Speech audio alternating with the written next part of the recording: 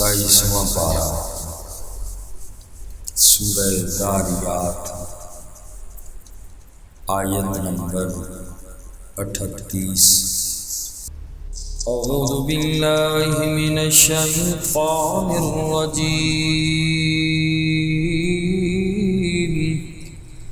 بسم اللہ الرحمن الرحیم۔ وفی موسیٰ، اور حضرت موسیٰ علیہ السلام کے واقعے میں بھی عبرت ہے۔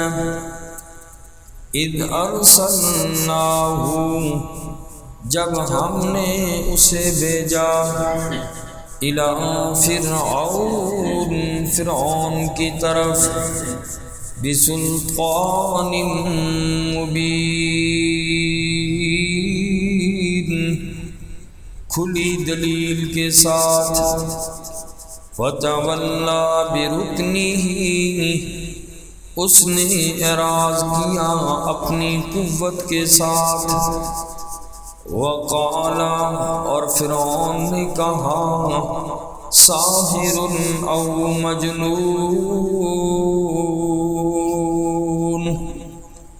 یہ جادوگر ہے یا مجنون ہے۔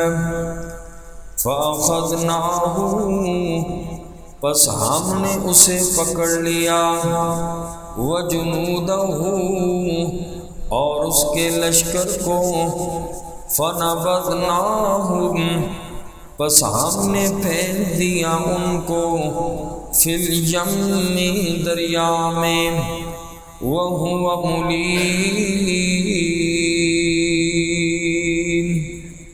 اور اس کی حالت قابل ملامت تھی۔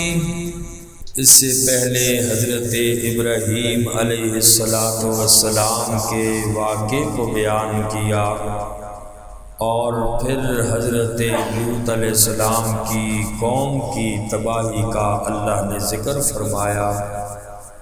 آج کی اس آیت میں حضرت موسیٰ علیہ السلام کا واقعہ اور فرعون کا واقعہ بیان کیا۔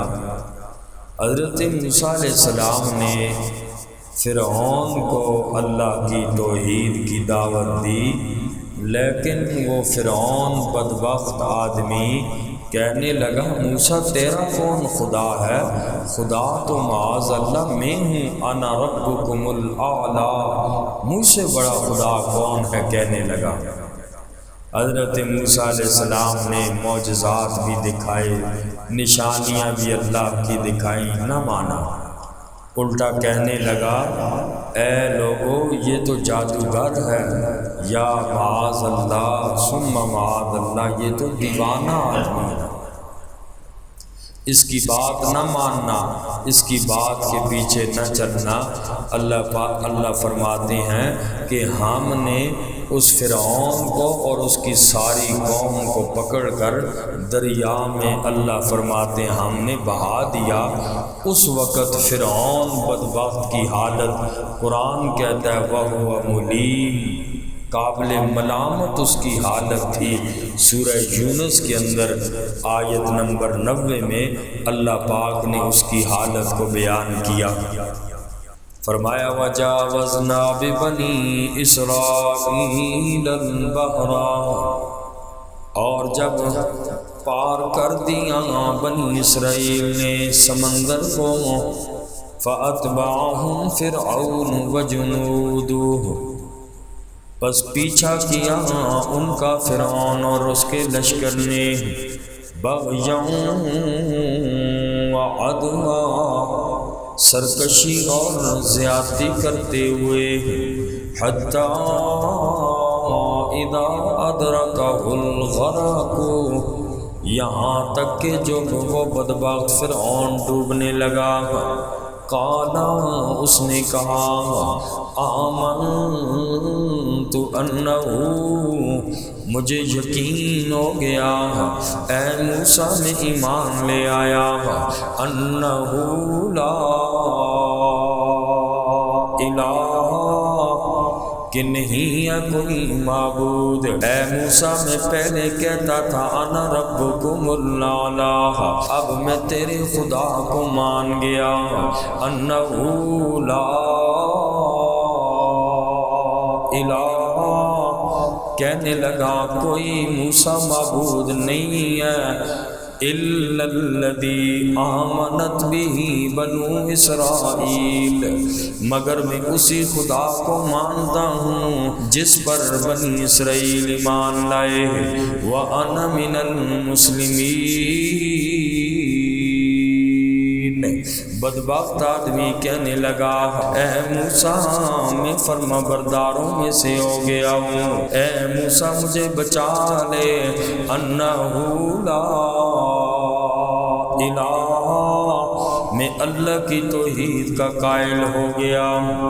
لیکن انسان پہ جب نزع کی حالت آ جائے، موت کا وقت آ جائے، پھر انسان کی کوئی توبہ قبول نہیں، کافر کی توبہ بھی قبول نہیں، گناہ گار مسلمان کی بھی توبہ قبول نہیں ہے۔ حدیث میں فرمایا لا یقبل التوبۃ ما لم یغرغر، انسان کی توبہ قبول نہیں ہے جب تک کہ انسان غرغرے کی حالت میں ہے۔ غرغرے کی حالت یعنی نزع کی حالت، اگلا منظر انسان کی آنکھوں کے سامنے آ گیا، پھر لاکھ دفعہ بھی توبہ کرے پھر انسان کی توبہ قبول نہیں۔ تو اللہ نے فرمایا دیکھو کیسی حالت تھی، کل انا ربکم الاعلی کے نعرے لگاتا تھا، آج کہنے لگا موسیٰ میں تیرے رب کو مان گیا۔ کل انا ربکم الاعلی کہتا تھا مجھ سے بڑا خدا کوئی، لیکن آج کہہ رہا ہے میں مان گیا، لیکن اس کی وہ توبہ قبول نہیں ہوئی۔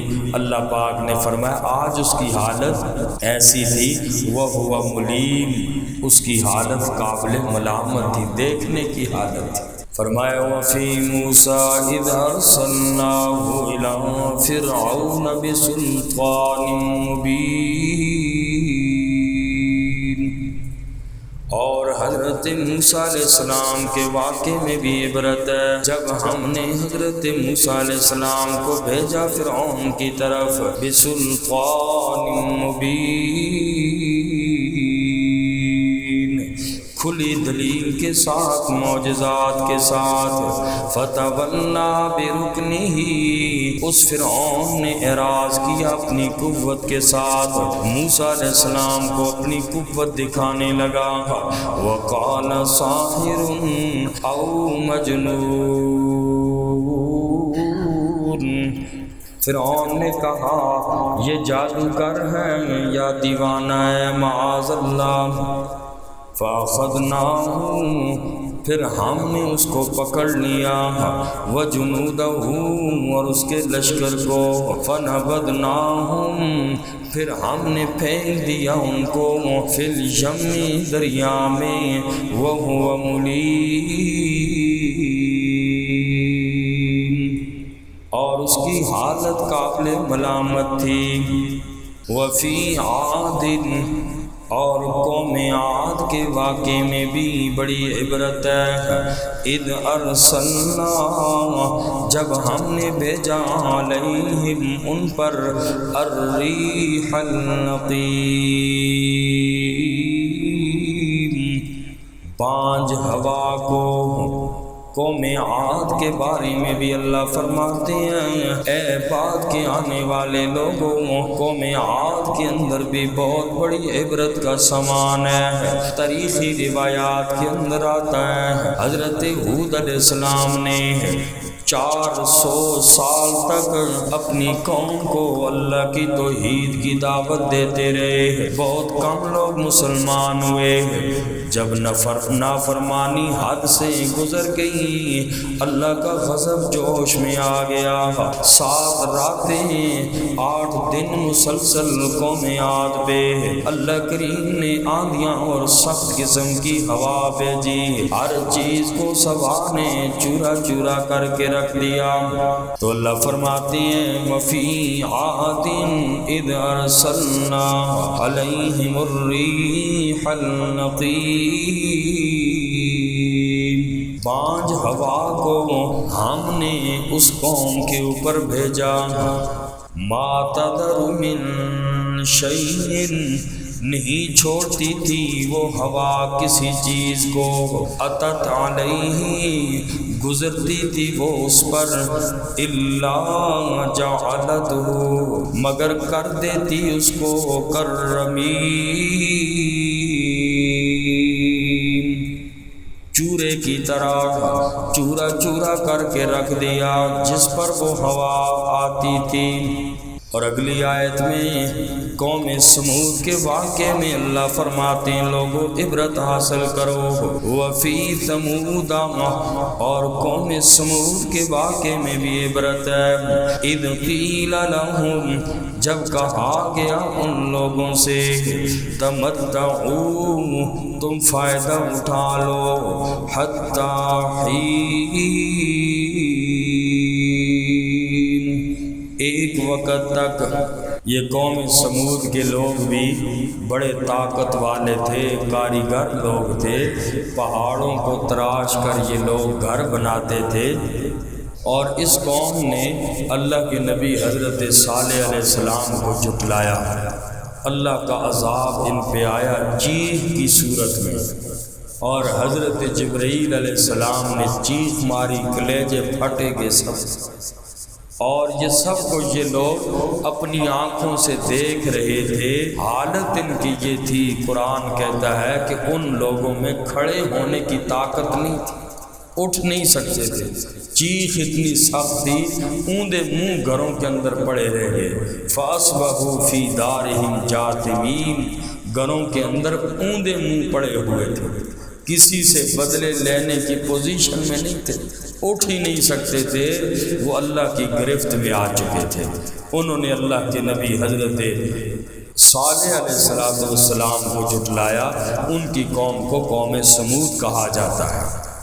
فرمایا وَفِي ثَمُودَ إِذْ قِيلَ لَهُمْ تَمَتَّعُوا حَتَّى حِينٍ اور قوم سمود کے واقعے میں بھی عبرت ہے، اِذْ قِيلَ لَهُمْ جب کہا گیا ان لوگوں سے، تَمَتَّعُوا تم فائدہ اٹھاؤ، حَتَّى حِينٍ ایک وقت تک، فَاتَوْا عَنْ أَمْرِ رَبِّهِمْ فَاتَوْا پس انہوں نے سرکشی کی، عَنْ أَمْرِ رَبِّهِمْ اپنے رب کے حکم کی، فَأَخَذَتْهُمُ الصَّاعِقَةُ پس پکڑا ان کو کڑک نے، چیخ نے، وَهُمْ يَنظُرُونَ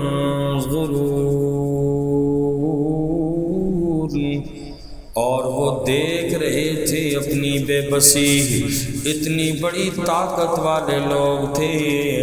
اللہ کریم نے ان لوگوں کو ایسے اوندے منہ گھروں کے اندر گرایا، یہ اپنی بے بسی اپنی آنکھوں سے دیکھ رہے تھے۔